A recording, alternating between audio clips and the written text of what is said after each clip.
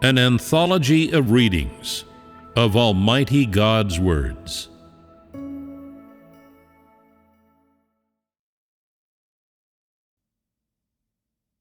Knowing God's work today.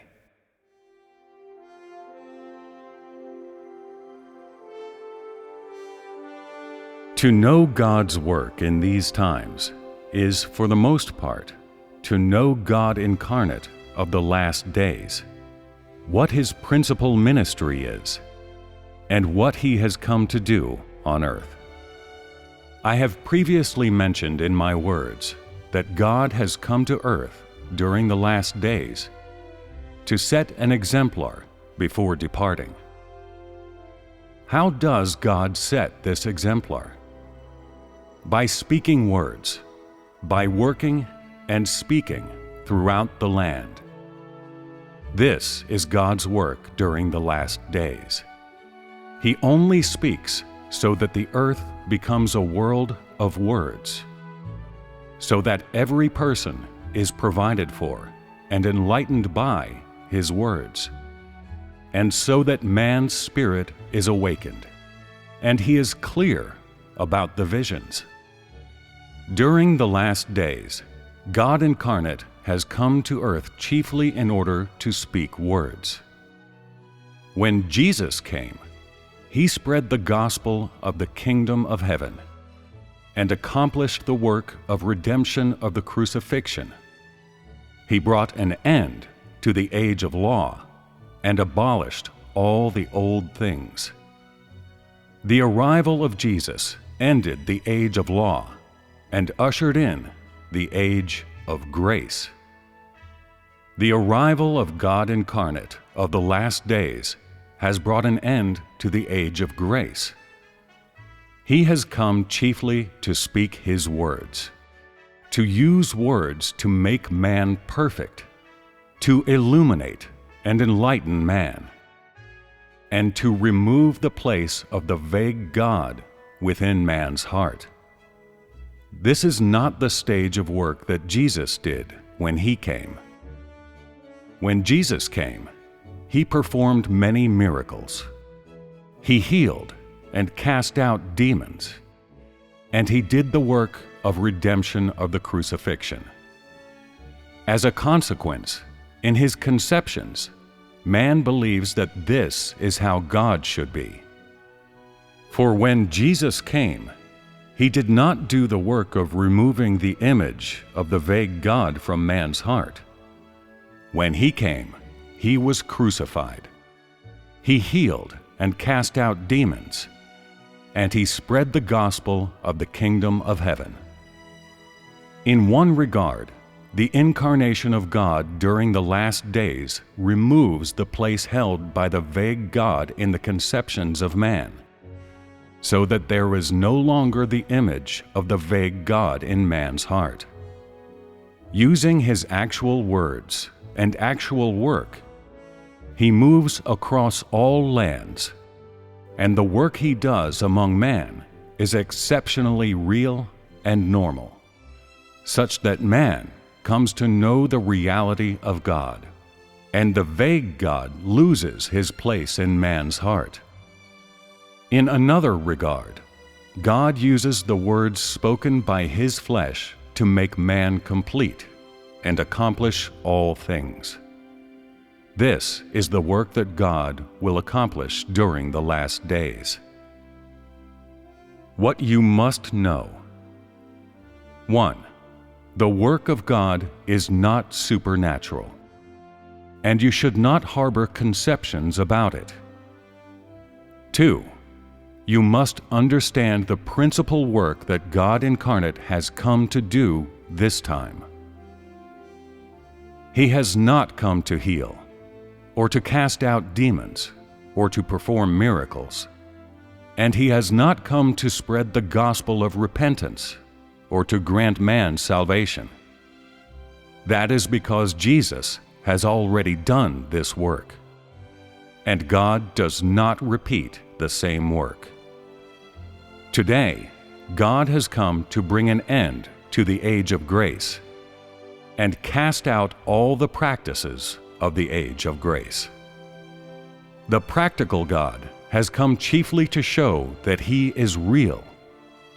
When Jesus came, He spoke few words.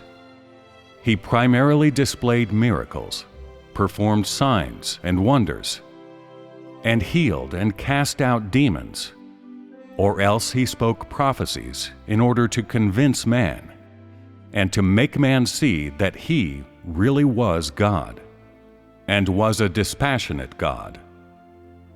Ultimately, He completed the work of crucifixion. The God of today does not display signs and wonders, nor does He heal and cast out demons. When Jesus came, the work He did represented one part of God. But this time, God has come to do the stage of work that is due. For God does not repeat the same work. He is the God that is always new and never old. And so all that you see today is the words and work of the practical God.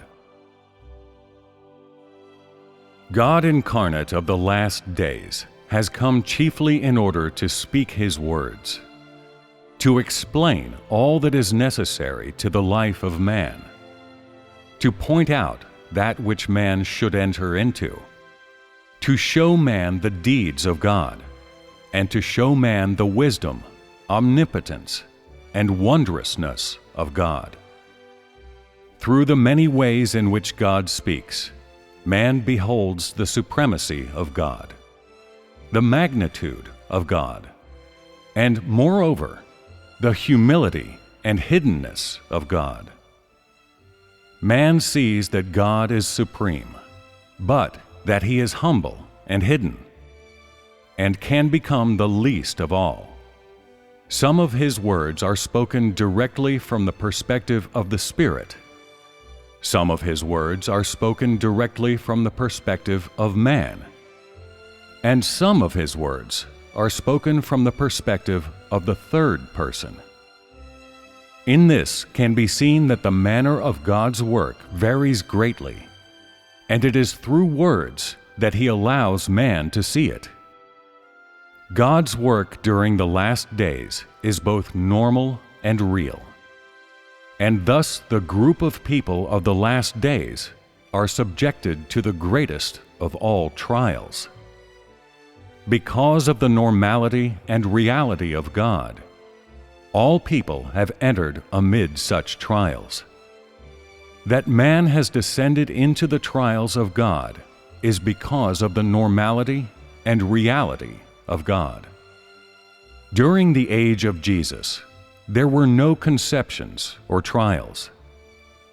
Because most of the work done by Jesus was in accordance with man's conceptions, people followed Him and had no conceptions about Him.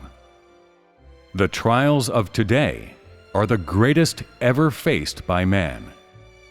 And when it is said that these people have come out of the great tribulation, this is the tribulation that is referred to.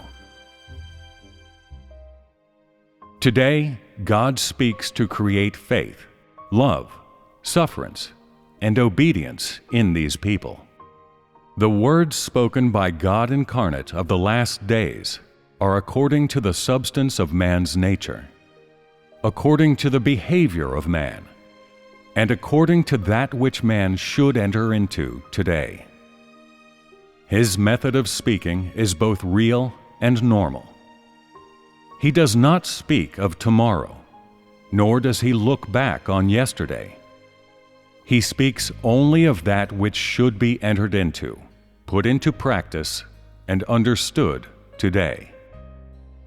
If during the present day there is to emerge a person who is able to display signs and wonders, and can cast out demons, and heal, and perform many miracles, and if this person claims that they are the coming of Jesus, then this would be the counterfeit of evil spirits, and their imitation of Jesus. Remember this: God does not repeat the same work. Jesus' stage of work has already been completed, and God will never again undertake that stage of work. The work of God is irreconcilable with the conceptions of man. For example, the Old Testament foretold the coming of a Messiah, but it turned out that Jesus came, so it would be wrong for another Messiah to come again. Jesus has already come once, and it would be wrong if Jesus were to come again this time. There is one name for every age, and each name is characterized by the age.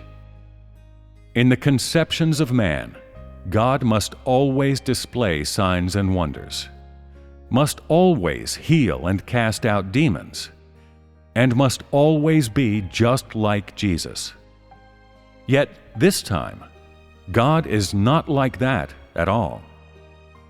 If during the last days God still displayed signs and wonders, and still cast out demons and healed, if He did exactly the same as Jesus, then God would be repeating the same work, and the work of Jesus would have no significance or value. Thus, God carries out one stage of work in every age. Once each stage of His work has been completed, it is soon imitated by evil spirits. And after Satan begins to follow on the heels of God, God changes to a different method. Once God has completed a stage of His work, it is imitated by evil spirits. You must be clear about these things. Why is the work of God today different to the work of Jesus? Why does God today not display signs and wonders, not cast out demons, and not heal? If Jesus' work were the same as the work done during the age of law, could He have represented the God of the age of grace? Could Jesus have completed the work of crucifixion? If, as in the age of law, Jesus had entered into the temple and kept the Sabbath, then He would have been persecuted by none and embraced by all. If that were so, could He have been crucified? Could He have completed the work of redemption? What would be the point if God incarnate of the last days displayed signs and wonders like Jesus? Only if God does another part of His work during the last days, one that represents part of His management plan, can man gain a deeper knowledge of God. And only then can God's management plan be completed. During the last days, God has come chiefly in order to speak His words. He speaks from the perspective of the Spirit, from the perspective of man, and from the perspective of the third person. He speaks in different ways, using one way for a period of time, and uses the ways of speaking to change the conceptions of man and remove the image of the vague God from man's heart. This is the main work done by God. Because man believes that God has come to heal, to cast out demons, to perform miracles, and to bestow material blessings upon man, God carries out this stage of work, the work of chastisement and judgment, in order to remove such things from the conceptions of man, so that man may know the reality and normality of God, and so that the image of Jesus may be removed from his heart and replaced by a new image of God. As soon as the image of God within man becomes old, then it becomes an idol.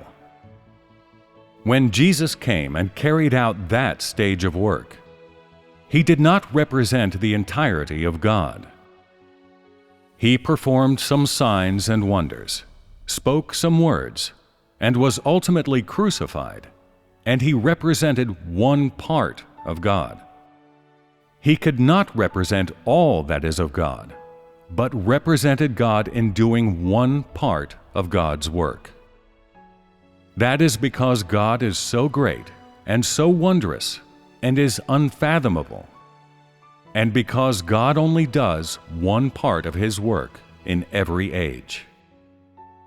The work done by God during this age is chiefly the provision of the words for the life of man, the disclosure of the substance of the nature of man and the corrupt disposition of man, the elimination of religious conceptions, futile thinking, outdated thinking, as well as the knowledge and culture of man. This must all be laid bare and cleansed away through the words of God. In the last days, God uses words and not signs and wonders to make man perfect. He uses His words to expose man, to judge man, to chastise man, and to make man perfect, so that in the words of God, man comes to see the wisdom and loveliness of God, and comes to understand the disposition of God, so that through the words of God, man beholds the deeds of God. During the age of law, Jehovah led Moses out of Egypt with His words, and spoke some words to the Israelites. At that time, part of the deeds of God were made plain, but because the caliber of man was limited, and nothing could make his knowledge complete, God continued to speak and work. In the age of grace, man once more saw part of the deeds of God. Jesus was able to show signs and wonders, to heal and cast out demons, and be crucified, 3 days after which He was resurrected and appeared in the flesh before man. Of God, man knew no more than this. Man knows as much as is shown to him by God. And if God were to show nothing more to man, then such would be the extent of man's delimitation of God. Thus, God continues to work, so that man's knowledge of Him may become deeper, and so that he may gradually come to know the substance of God. God uses His words to make man perfect. Your corrupt disposition is disclosed by the words of God, and your religious conceptions are replaced by the reality of God.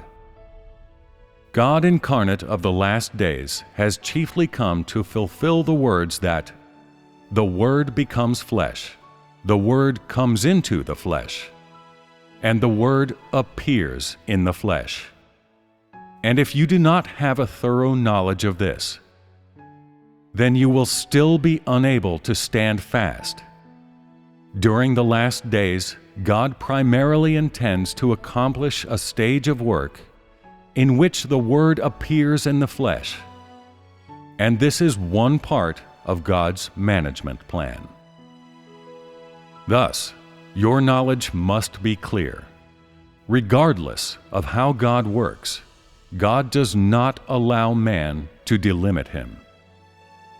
If God did not do this work during the last days, then man's knowledge of Him could go no further. You would only know that God can be crucified and can destroy Sodom, and that Jesus can be raised from the dead and appear to Peter. But you would never say that God's words can accomplish all and can conquer man. Only through experiencing God's words can you speak of such knowledge. And the more of God's work that you experience, the more thorough your knowledge of Him will become. Only then will you cease to delimit God within your own conceptions. Man comes to know God by experiencing His work, and there is no other correct way to know God. Today, there are many people who do nothing but wait to see signs and wonders and the time of the catastrophe. Do you believe in God, or do you believe in the catastrophe? If you wait until the catastrophe, it will be too late. And if God does not send down the catastrophe, is He then not God?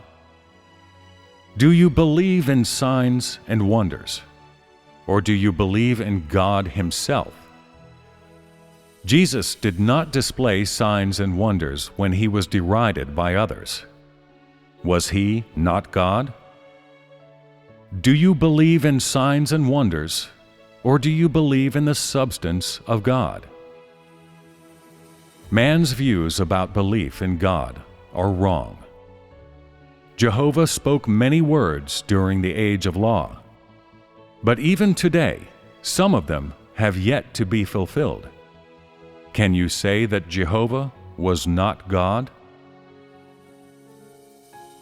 Today, it should be clear to all of you that in the last days, it is principally the fact of the Word becomes flesh that is accomplished by God. Through His actual work on earth, He causes man to know Him and to engage with Him and to see His actual deeds. He causes man to clearly see that he is able to display signs and wonders. And there are also times when he is unable to do so. And this is dependent on the age. From this you can see that God is not incapable of displaying signs and wonders, but instead changes His working according to His work and according to the age. In the current stage of work, He does not show signs and wonders. That He showed some signs and wonders in the age of Jesus was because His work in that age was different. God does not do that work today, and some people believe Him incapable of displaying signs and wonders. Or else they think that if He does not display signs and wonders, then He is not God. Is that not a fallacy? God is able to display signs and wonders, but the work of this age is different, and so He does not do such work. Because this is a different age, and because this is a different stage of God's work, the deeds made plain by God are also different. Man's belief in God is not the belief in signs and wonders, nor the belief in miracles, but the belief in His real work during the new age. Man comes to know God through the manner in which God works. And this knowledge produces in man the belief in God, which is to say, the belief in the work and deeds of God. In this stage of work, God mainly speaks. Do not wait to see signs and wonders. You won't see them. For you were not born during the age of grace. If you had been, you could have seen signs and wonders.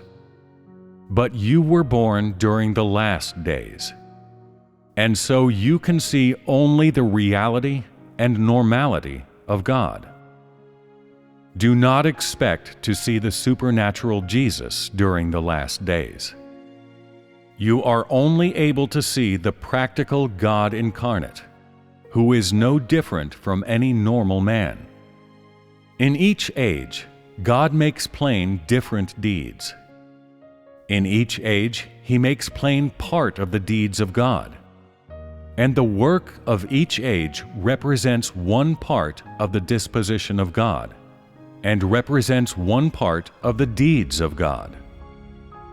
The deeds that He makes plain vary with the age in which He works, but they all give man a knowledge of God that is deeper, a belief in God that is more down to earth and more true. Man believes in God because of all of the deeds of God, and because God is so wondrous so great? Because He is almighty and is unfathomable. If you believe in God because He is able to perform signs and wonders and can heal and cast out demons, then your view is wrong.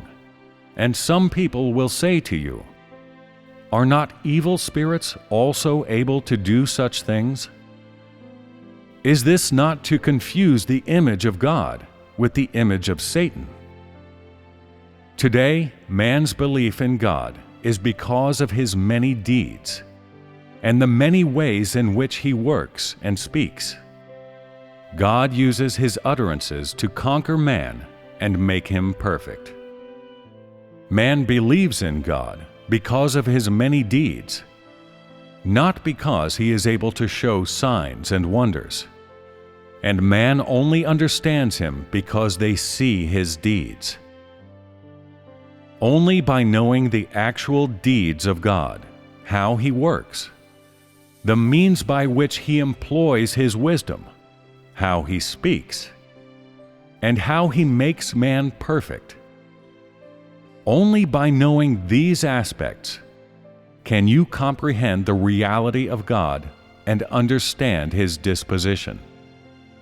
What He likes, what He loathes, how He works upon man. By understanding the likes and dislikes of God, you can differentiate between that which is positive and negative. And through your knowledge of God, there is progress in your life. In short, you must gain a knowledge of God's work, and must put straight your views about the belief in God.